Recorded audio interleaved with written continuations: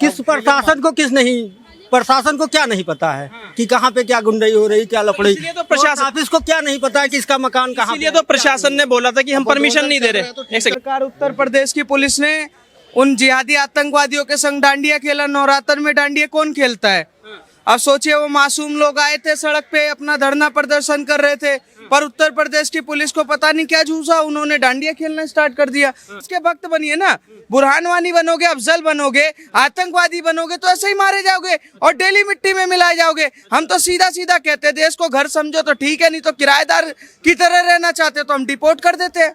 आजादी देखिए बताइए, आई लव मोहम्मद बोलना कोई गलत है? सर गलत तो कुछ नहीं। बिल्कुल नहीं ना भाई, आप श्री राम बोल सकते हो तो वो आई लव मोहम्मद भी तो बोल सकते हैं, क्या गलत है? पर दंगे दंगे करना गलत नहीं है। चलाते, करना गलत है। श्री राम बोलकर पत्थर नहीं चलाते।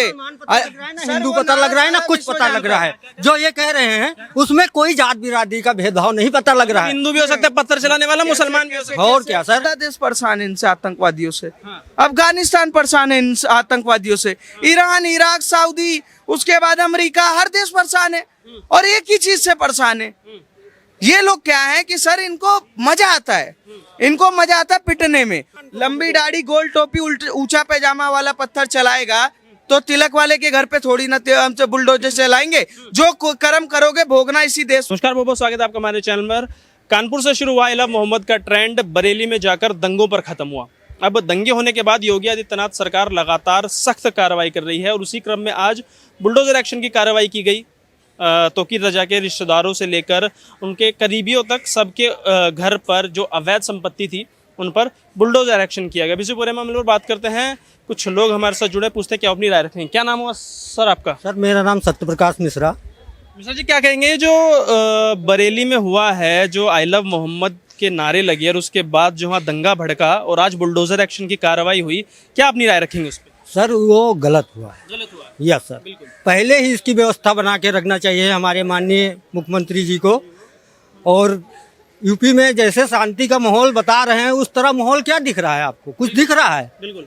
तो इस चीज को पहले ही अपनी व्यवस्था अच्छी रखनी चाहिए। है ना, तो ये है ना कि भाई आपको अगर आई लव मोहम्मद बोलना है तो बोलिए, लेकिन माहौल खराब करने की क्या जरूरत है? दंगा फैलाने की क्या जरूरत है? दंगा फैलाना बहुत गलत बात है। अहिंसा ही, एक सरकारी नौकरी वाले बंदे को तो तुम शपथ दिलाते हो कि हम अहिंसा नहीं करेंगे, और आज तुम अहिंसा करवा रहे हो खुद बैठ के। किसने करवाई है हिंसा? किसने करवाई? आपस में नेता लोग करवा रहे हैं सारा। योगी जी ने ठीक किया ना। कह रहे हैं जो भी हुई है, जो व्यवस्था थी वो गलत थी, जो दंगा हुआ वो गलत हुआ, सरकार का फेलियर है। सरकार को व्यवस्था रखनी चाहिए। देखो, सरकार ने तो वहां पे परमिशन नहीं दी थी। पहले तो उन्होंने परमिशन मांगी, नहीं दी। जब नहीं दी तो उसके बावजूद जब वहां पे भीड़ जुटाई गई, उसके बाद पुलिस वहां पहुंची भीड़ को कंट्रोल करने के लिए। क्योंकि अभी आपको पता 28 तारीख को भी करूर में, तमिलनाडु में ऐसे भीड़ जुटाई गई थी बिना परमिशन के, और वहां पे भगदड़ मची और 40 से ज्यादा लोगों की मौत हो गई, दुखदायक। 80 से ज्यादा घायल हो गए। और यदि योगी महाराज जो है, ये वहां पे यदि योगी जी की जो पुलिस है, यदि समय रहते कार्रवाई ना करती तो ये सैकड़ों की तादाद में वहां पे मौतें हो सकती थी। ये तो समय रहते उन्होंने कार्रवाई करी। और आपको जानकारी के लिए बता दूं, जब पुलिस भीड़ को कंट्रोल करने जा रही थी, उस समय वहां के जो एसपी हैं, उनके गनमैन की गन छीन ली गई। अभी उसका हाफ इनकाउंटर हुआ है, जो असीद और इकबाल जो है उनका भी हाफ इनकाउंटर हुआ है, पाँव में गोली लगी है। तो देखो, मैं कहने का मतलब ये है कि यदि समय रहते पुलिस कार्रवाई ना करती तो फिर वहां पे जैसे प्रशासन की असफलता करूर में, तमिलनाडु में हुई, वैसे यूपी में भी हो सकती थी। क्योंकि मौलाना जो तौकीर रजा हैं, इनका ये था कि 2010 की तरह दंगे भड़काएं। इन्होंने, मुझे बताइए, वहां पे जो मुस्लिम बच्चे जो इकट्ठे हुए थे, उनके पास कट्टा, बंदूक, स्टोन, ये देने वाला कौन था? एकदम से कैसे वहां पे अरेंजमेंट हो गया इनका? सर ये खुद उन लोगों की ही, नेताओं की ही संगठन बनती है। मिश्रा जी, ये तो बताइए, अगर पुलिस ने वहां पर परमिशन नहीं दी तो क्या जरूरत थी हजारों की संख्या में सड़कों पर उतरने? नहीं उतरना चाहिए सर। इसमें पुलिस का, प्रशासन का कहाँ से फेलियर हुआ? ये तो फिर दंगे भड़काने की पूरी साजिश थी ना कुछ लोगों की तरफ। हाथ है, सारा नेता का हाथ है कि वो मुल्ला मौलवियों का हाथ है जो भड़काते हैं? वही सर, मुल्ला नेता और मुल्ला मौलवी अलग होते हैं। नहीं तो सर, ये नेता भी और मुल्ला सारे मिले हुए हैं। बस किस प्रशासन को किस नहीं, प्रशासन को क्या नहीं पता है कि कहाँ पे क्या गुंडाई हो रही, क्या लफड़ाई। इसलिए तो प्रशासन- ऑफिस को क्या नहीं पता है कि इसका मकान कहाँ पे इसलिए तो प्रशासन ने बोला था कि हम परमिशन नहीं दे रहे। एक सेकंड, इसलिए प्रशासन बोल रहा था हम परमिशन नहीं दे रहे। कि बुरी बहन बेटियों को देख रहे हो या कोई अन्याय कर रहे हो तो आपके साथ गलत होना चाहिए। मैं ये जानता हूँ। मिश्रा जी सवाल का जवाब दीजिए। आपने पहले शुरू में कहा था जो हुआ वो गलत हुआ, बिल्कुल। वो सरकार का फेलियर है पूरा। अगर पुलिस प्रशासन ने वहां पर परमिशन नहीं दी थी तो लोग इकट्ठे हुए, तो गलती उनकी है कि सरकार की है? नहीं, उनकी है। उनकी है ना। बिल्कुल सर। और सरकार का फेलियर कहाँ से हुआ? तो योगी जी तो लठ बजा रहे हैं, यूपी पुलिस लठ बजा रही है, तो सही है फिर तो। लट बजा रही है, मगर सर सारा कुछ कहानी पहले ही पता रहता है यहाँ पे क्या होने वाला है, क्या अभी होता आपको है। बता अच्छा, दूं, मतलब ये चुनाव के लिए सब कुछ पहले से चल रहा है फिक्स की 2027 में चुनाव। ये सर होने से पहले ही रोक सकते थे। हाँ, ये मैं कैसे जानता हूँ। चुनाव का प्रोपेगेंडा के लिए हाँ, ही तो सारा। परमिशन डिनाई की गई क्या थी। कह रहे हैं? ये कह रहे हैं कि भैया पूरा का पूरा प्लान था, गवर्नमेंट को पता है, सरकार को पता है, सत्ता को पता है, माहौल कैसे बिगड़ने दिया? बिल्कुल सही कह रहे हैं, गवर्नमेंट को पता है, सरकार को पता है, इसीलिए तो सरकार उत्तर प्रदेश की पुलिस ने उन जिहादी आतंकवादियों के संग डांडिया खेला। नवरात्र में डांडिया कौन खेलता है? अब सोचिए, वो मासूम लोग आए थे, सड़क पे अपना धरना प्रदर्शन कर रहे थे, पर उत्तर प्रदेश की पुलिस को पता नहीं क्या झूसा, उन्होंने डांडिया खेलना स्टार्ट कर दिया और ऐसा पिछवाड़ा लाल किया कि अभी तक ना वो बैठ पा रहे हैं, ना कहीं सेट कर पा रहे हैं।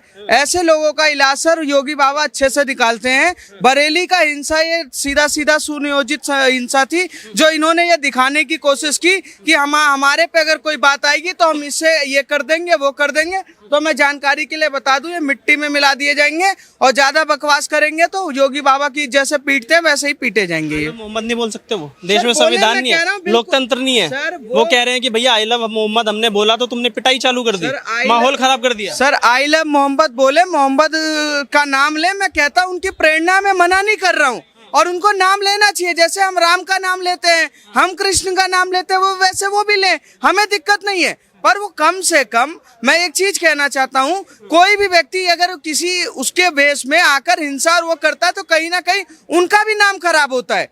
क्या आई लव मोहम्मद बोलकर सड़क पर बसें चलानी अच्छी बात है? वंदे भारत पत्थर चलाना अच्छी बात है? सेना पे पत्थर चलाना, देश के टुकड़े टुकड़े नारे लगाना अच्छी बात है? आप लगाइए नारा, हम मना नहीं कर रहे, देश के भक्त बनिए ना। बुरहान वानी बनोगे, अफजल बनोगे, आतंकवादी बनोगे तो ऐसे ही मारे जाओगे और डेली मिट्टी में मिलाए जाओगे। हम तो सीधा कहते हैं, देश को घर समझो तो ठीक है, नहीं तो किराएदार की तरह रहना चाहते तो हम डिपोर्ट कर देते हैं। जहाँ जाना चाहते हो वहाँ डिपोर्ट और एक्सपोर्ट का हमारा बहुत अच्छा वो चलता है, हम वहाँ कर देंगे। और ये जो कह रहे सही कह रहे, मैं चाचा से कह रहा हूँ, गलती इनसे हो गई, ये वहां पर थे नहीं। एक बार इनका भी पिछवाड़ा लाल हो गया होता, इनको भी दवाई मिल गई होती तो ये भी नहीं बोलते। क्योंकि ये खुजली पता क्या है, जब तक इनकी मिश्रा जी हैं वो दूसरे वाले नहीं है, हिंदू ही हैं वो भी, वो सही को सही और गलत को गलत बोल रहे हैं। सर इनकी भी डेंटिंग पेंटिंग जरूरी है ना।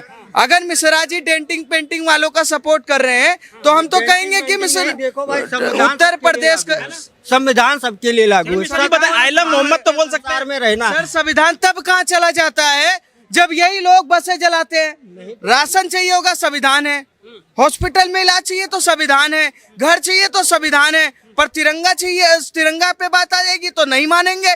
तब संविधान कहाँ चला जाता है जब अशोक चिन्ह को तोड़ने का काम करते हैं, तब नहीं आवाज आई इन लोगों की। संविधान तब कहाँ चला जाता है जब वंदे भारत को जलाते, भारत तेरे टुकड़े होके नारे लगाते हैं, कहते हैं हम इस भारत को तोड़ेंगे। संविधान बस इसीलिए बच्चे पैदा करने के लिए है, इनको पालने के लिए। आजादी उनकी सर आजादी देखिए, बताइए आई लव मोहम्मद बोलना कोई गलत है? सर गलत तो कुछ नहीं है। बिल्कुल नहीं ना भाई, आप श्री राम बोल सकते हो तो वो आई लव मोहम्मद भी तो बोल सकते हैं, क्या गलत है? पर दंगे करना गलत नहीं है। चलाते, श्री राम बोलकर पत्थर नहीं चलाते। हिंदू पता लग रहा है ना, कुछ पता लग रहा है। जो ये कह रहे हैं उसमें कोई जात बिरादरी का भेदभाव नहीं पता लग रहा है। हिंदू भी हो सकता है पत्थर चलाने वाला, मुसलमान भी हो सकता है। और क्या सर, अगर सारे मारे जाते हैं उस समय, हिंदू आतंकवादी का नाम पत्थर चलाने वाला कोई भी हो सकता है, हिंदू मुस्लिम कोई भी। एक मेट्रो में सर एक ट्रेन और बस में ना किसी बोल बम वाले साधु को भेज देना और बोल देना बम बम बोलेगा तो वहां पर नारे आएंगे सामने से बोल बम के।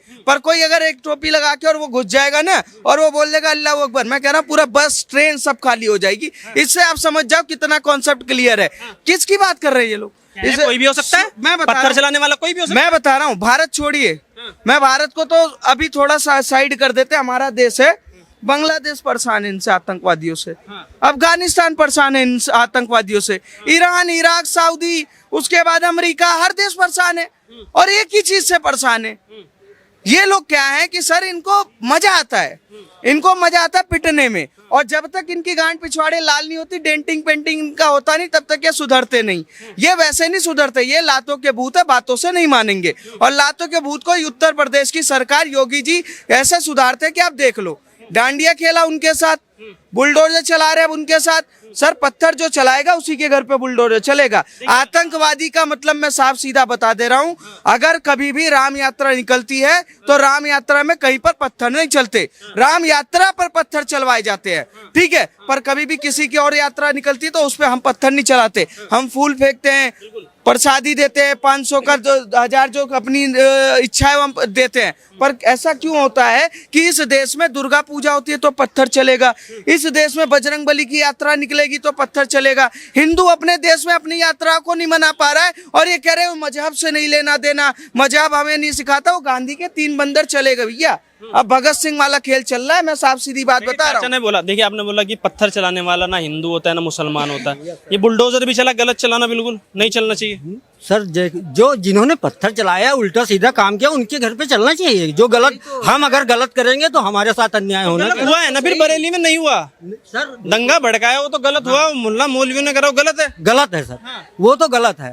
मगर सर इसको पहले ही प्रशासन को सोच, टारगेट तो मुसलमान को करते हैं ना योगी जी, सही बात है नहीं? ये टारगेट तो सर ये पब्लिसिटी है, संविधान है, यहाँ पर टारगेट किस होता है भाई, बिल्कुल 100%।